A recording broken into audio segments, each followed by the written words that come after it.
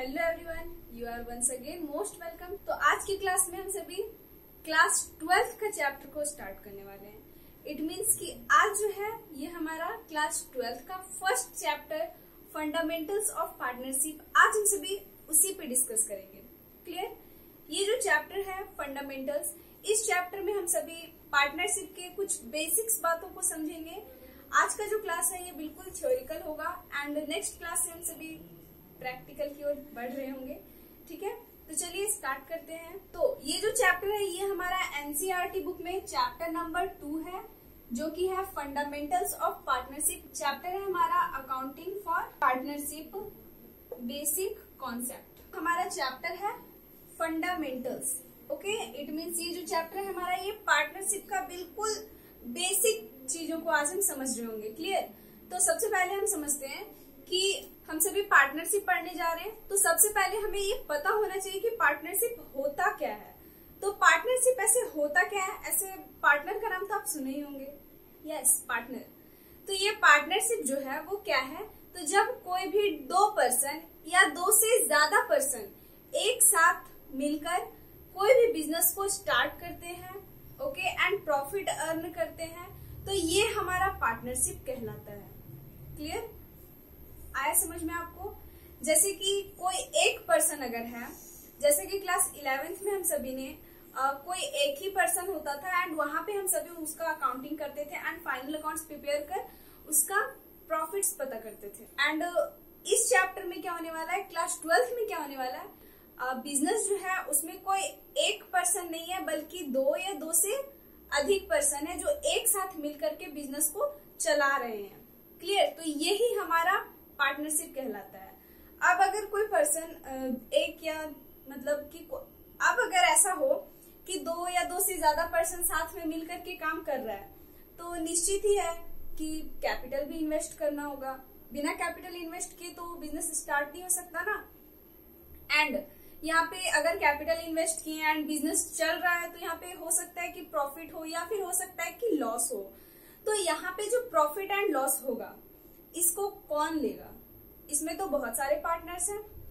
ये सवाल होता है ना कि कौन लेगा ये प्रॉफिट को, इस प्रॉफिट पे किसका अधिकार है। ठीक है, तो यहाँ पे होता ये है पार्टनरशिप में कि जितना भी प्रॉफिट होगा या लॉस होगा उसको सारे पार्टनर्स जो है वो आपस में डिस्ट्रीब्यूट करेंगे। बट हमारा क्वेश्चन कंसेप्ट ये है कि पार्टनरशिप जब हम स्टार्ट करेंगे तो उसका कुछ तो टर्म्स एंड कंडीशंस होंगे। ऐसे ही तो स्टार्ट नहीं हो गया। चाहे आपका वो पार्टनर कितना ही सगा हो, कितना ही मतलब दिल से जुड़ा हुआ हो, बट यहाँ पे अगर मनी आ रहा है तो आपको बिल्कुल ही टर्म्स एंड कंडीशंस बनाने चाहिए। क्लियर? एंड अब हम सभी जानेंगे कि ये टर्म्स एंड कंडीशंस क्या है।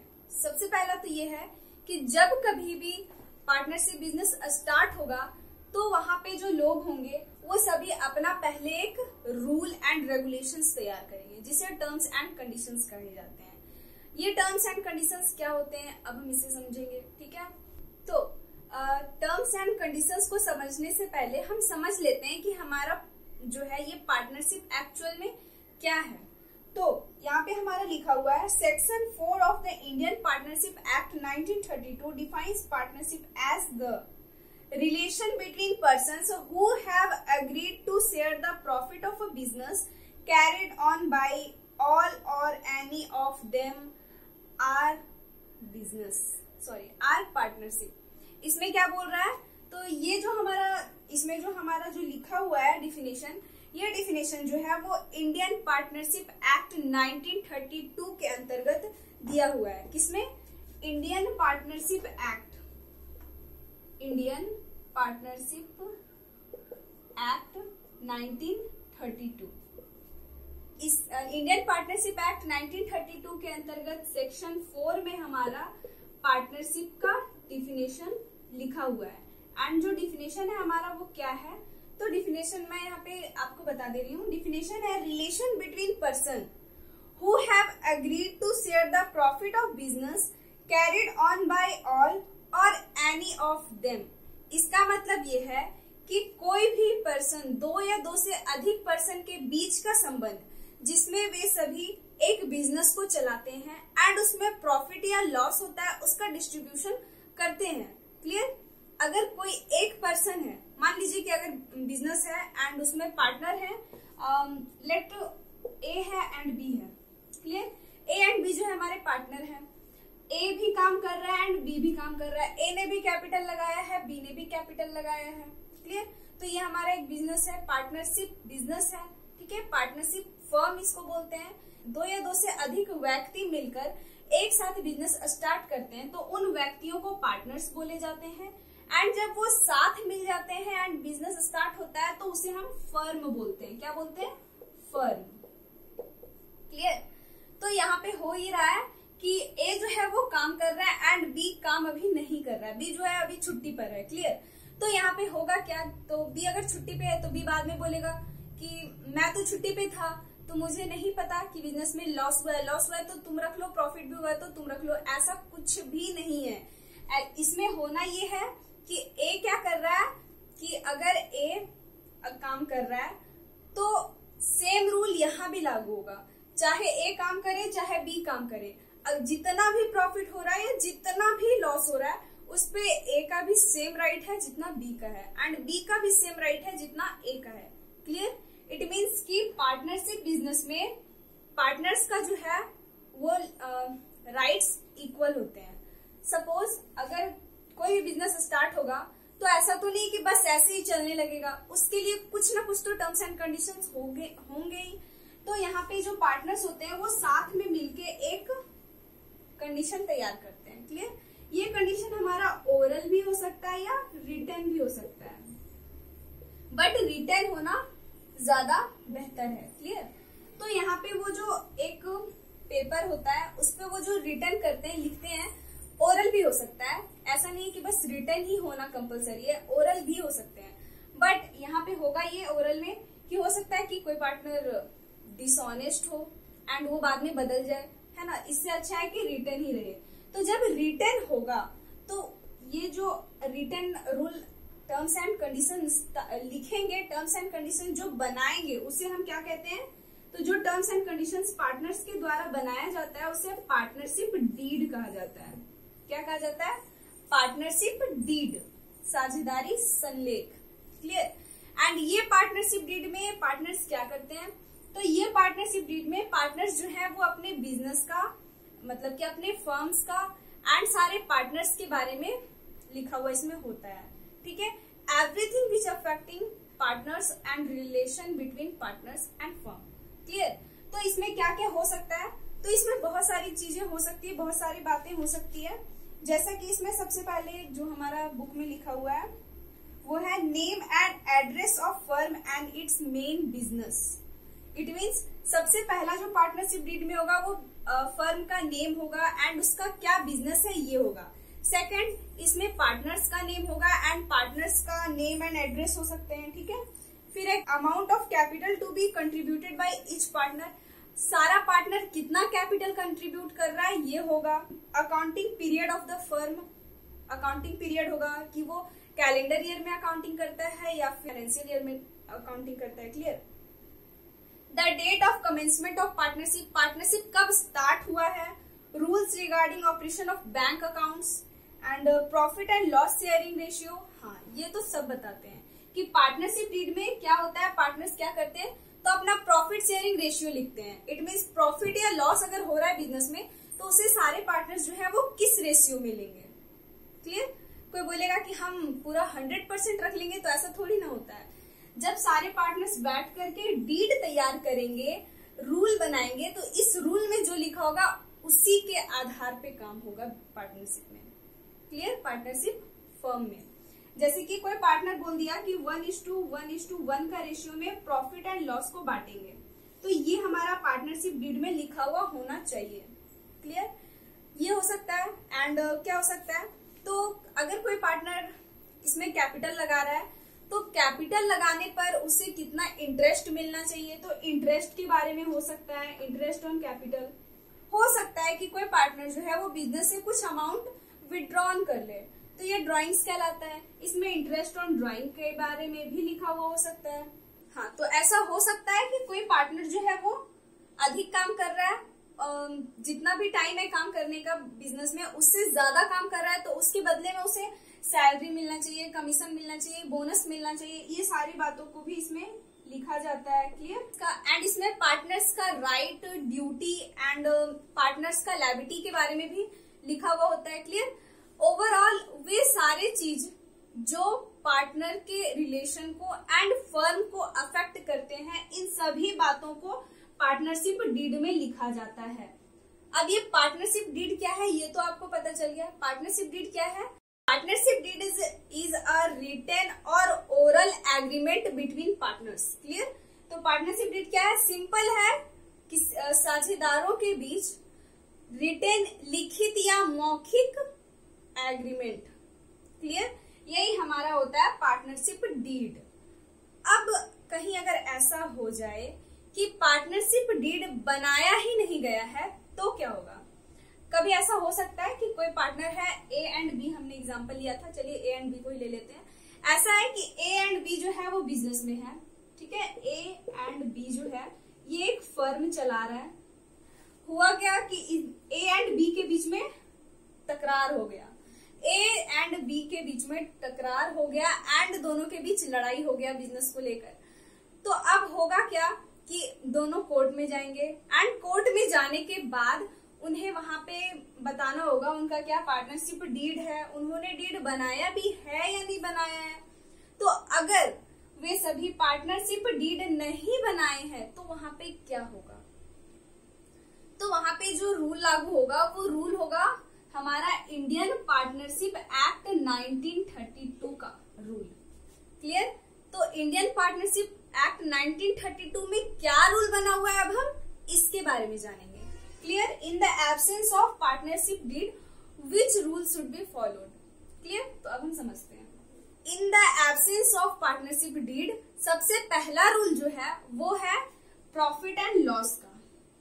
अगर पार्टनरशिप डीड में ये नहीं लिखा हुआ है कि पार्टनर्स कितने प्रॉफिट लेंगे एंड कितने नहीं लेंगे तो यहाँ पे होगा कि प्रॉफिट एंड लॉस जो है वो इक्वली डिवाइड होगा। क्या डिवाइड होगा? इक्वली। अगर 50 रुपीज प्रॉफिट हुआ है एंड 2 पार्टनर्स हैं तो दोनों बराबर बांटेंगे 25 रुपीज एंड 25 रुपीज। क्लियर। तो सबसे पहला रूल तो यही है कि प्रॉफिट एंड लॉस आपको इक्वली ही देने होंगे। सेकंड हमारा आता है कि हो सकता है कोई पार्टनर बोले कि मैंने कैपिटल लगाया है, अगर यही अमाउंट हम बैंक में रखे हुए होते तो मुझे कुछ ना कुछ इंटरेस्ट मिल रहा होता, तो अब फर्म को भी हमें इंटरेस्ट देना चाहिए या हमें इंटरेस्ट मिलना चाहिए फर्म से, ऐसा अगर बोल दे तो अगर पार्टनरशिप डीड में इंटरेस्ट ऑन कैपिटल लिखा हुआ है कि कितना % देना है एंड देना इस तरह से लिखा हुआ है तो बिल्कुल दिया जाएगा। बट अगर पार्टनरशिप डीड में ऐसा नहीं लिखा हुआ है कि कितना इंटरेस्ट ऑन कैपिटल दिया जाएगा, उस सिचुएशन में इंडियन पार्टनरशिप एक्ट 1932 कहता है कि पार्टनर्स को कैपिटल, इंटरेस्ट ऑन कैपिटल नहीं मिलेगा। तो पार्टनर्स को no interest on capital, no interest on capital, partner को कोई भी कैपिटल, सॉरी, पार्टनर को इंटरेस्ट पर कोई भी कैपिटल नहीं मिलेगा। क्लियर। चलिए अब थर्ड रूल क्या है? तो हो सकता है कि कोई पार्टनर अगर बिजनेस से अपना अमाउंट कुछ विड्रॉन करे, तो ये हमारा ड्राइंग्स होता है, तो ड्राइंग्स पे फर्म जो है वो इंटरेस्ट लेगा या नहीं लेगा। अगर पार्टनरशिप डीड में लिखा हुआ है कि इंटरेस्ट ऑन ड्राइंग इतना प्रोवाइड करना है, fill in the blanks rate से प्रोवाइड करना है, ठीक है, तो उस टाइम पर तो प्रोवाइड किया जाएगा interest on drawing. But if अगर नहीं लिखा हुआ है पार्टनरशिप, इसके बारे में पार्टनरशिप डीड में नहीं लिख रखा है, तो क्या होगा? तो उस सिचुएशन में यहाँ पे इंटरेस्ट ऑन ड्राइंग भी नहीं लगेगा। तो यहाँ पे हमारा एक नेक्स्ट रूल हो जाता है no interest on drawings. Clear. Question में साफ लिखा होगा कि पार्टनरशिप डीड में इन सभी बातों को फॉलो किया गया है। एंड इफ अगर क्वेश्चन में नहीं लिखा हुआ है एंड क्वेश्चन में लिखा हुआ है कि पार्टनर्स के बीच पार्टनरशिप डीड नहीं हुआ है, तो वहां पे हम ये सारे रूल्स को लगाएंगे। क्लियर। चलिए, तो ये हो गया हमारा ड्राइंग्स का रूल। अब आते हैं, थोड़ा आगे बढ़ते हैं। तो कभी ऐसा हो सकता है कि कोई पार्टनर जो है वो एक्स्ट्रा टाइम पे काम कर रहा है, तो उसके बदले में उसे सैलरी मिलना चाहिए, बोनस मिलना चाहिए, कमीशन मिलना चाहिए। बट ऐसा नहीं है। अगर पार्टनरशिप डीड में लिखा हुआ है कि यस इतना सैलरी देना है, इतना कमीशन देना है, इतना बोनस देना है, तो हाँ मिलेगा। बट नहीं लिख रखा है, जब पार्टनरशिप डीड में इसका कोई भी काम नहीं हुआ है, तो उस सिचुएशन में कोई भी सैलरी, बोनस या कमीशन नहीं दिया जाता है। क्लियर? कोई भी सैलरी, बोनस या कमीशन नहीं दिए जाते हैं। चलिए, तो ये हो गया हमारा। एंड अब क्या है, अब इसे देख, तो अब जो बात आता है वो है लोन। इफ कोई पार्टनर अगर बिजनेस को लोन दिया है, क्लियर, तो लोन देने पर तो इंटरेस्ट आपको देने ही होंगे, चाहे आपको कोई पार्टनर दे या कहीं और से आप लोन ले, लोन पे तो इंटरेस्ट देना ही पड़ता है। तो यहाँ पे लोन अगर मिला है, बिजनेस फर्म अगर लोन लिया है, तो पार्टनर को कितने % इंटरेस्ट दिया जाएगा, इस पे कोई भी बात नहीं लिखा गया है पार्टनरशिप डीड में। तो यहाँ पे लोन जो है वो कितना चार्ज किया जाएगा, 6% पर एनम। ओके, तो ये कुछ बेसिक्स पार्टनरशिप एक्ट है। Clear? In the absence of, in the silent of partnership deed, these rules will be followed. Clear? तो ये था हमारा इंडियन पार्टनरशिप एक्ट 1932 को फॉलो करना। क्लियर? तो यहाँ पे अब हम समझ गए कि इंडियन पार्टनरशिप एक्ट 1932 का रूल फॉलो होता है जब पार्टनरशिप डीड नहीं लगता है। एंड अब हम क्या समझेंगे, तो अब हम समझेंगे कि एक फर्म में कितने पर्सन्स हो सकते हैं। तो बेसिकली इसका जो नोट्स है वो मैं आपको डिस्क्रिप्शन में दे दूंगी, उसमें हम सभी, मैंने सारे बातों को क्लियरली लिख रखा है, आप बस यहाँ पे अभी समझो।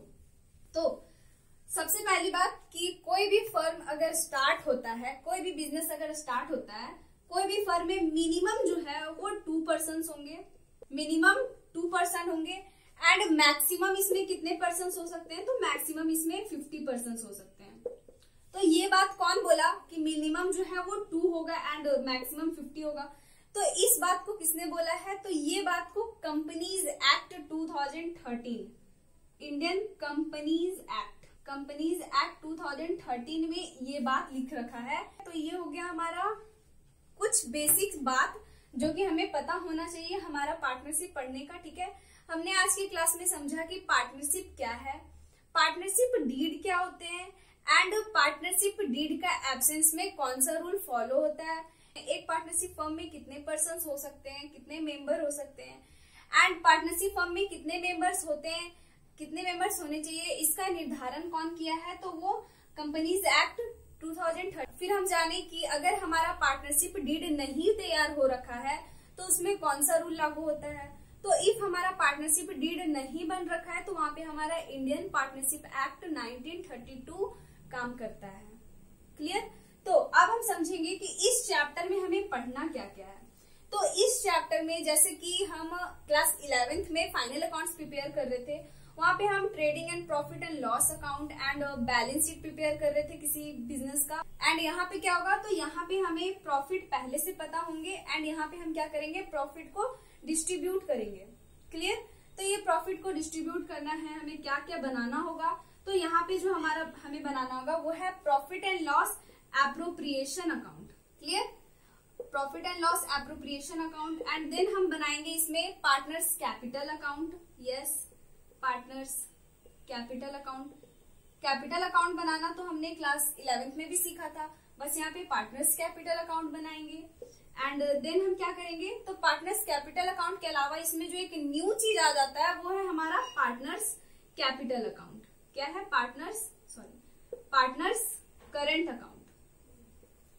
ठीक है, अब ये पार्टनर्स कैपिटल क्या है, करंट क्या है, इन सभी बातों को हम जब पार्टनर्स कैपिटल एंड करंट समझेंगे तो हम इसे भी समझ जाएंगे कि क्या है कैपिटल एंड क्या है करंट। ओके, एंड देन इसमें जो लास्ट आता है वो है बैलेंस शीट। क्लियर? अभी फिलहाल यहाँ पे हमें मेन जो मिलेगा वो है ये 3 पार्टनर्स करंट अकाउंट। क्लियर? तो आज का क्लास हम यहीं पे समाप्त करते हैं। एंड आज की क्लास में हम सभी ने पार्टनरशिप फर्म का कुछ बहुत ही बेसिक्स बातों को समझा। एंड नेक्स्ट क्लास में हम और जो हमारा बेसिक्स टॉपिक रह गया है इसे कवर करेंगे एंड उसके बाद हम सभी प्रैक्टिकल की ओर कदम बढ़ाएंगे। क्लियर? तो आज के लिए इतना ही एंड आप जरूर से घर में सेल्फ स्टडी करें, तभी आपको ये सारा कॉन्सेप्ट बहुत अच्छे से क्लियर होने वाला है। तब तक के लिए बाय बाय एंड टेक